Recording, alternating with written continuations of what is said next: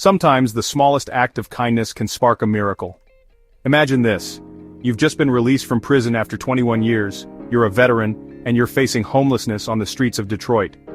That was Chantwan's reality, until a stranger with a camera and a question changed everything. A TikTok creator known as MD Motivator approached Chantwan and said, "You can have $1,000 cash, or a mystery basketball." Chantwan picked the basketball. Why? Maybe hope, maybe curiosity. But what happened next was pure magic. It turned out the basketball was just the beginning. Not only did he get the $1,000 but also a birthday surprise, courtside tickets to a Big 3 game, and a chance to meet none other than Ice Cube and Dwight Howard. And in that moment, hugged, celebrated, treated with dignity, Chantwan said, "I'm more happy because you're not dehumanizing me." But this wasn't just a day of surprises. When millions saw Chantwan's story, kindness exploded. Donations poured in. And as of today, nearly $124,000 has been raised to help him find a home and rebuild his life. Chantwan's story is a reminder. Real change starts with seeing someone, truly seeing them.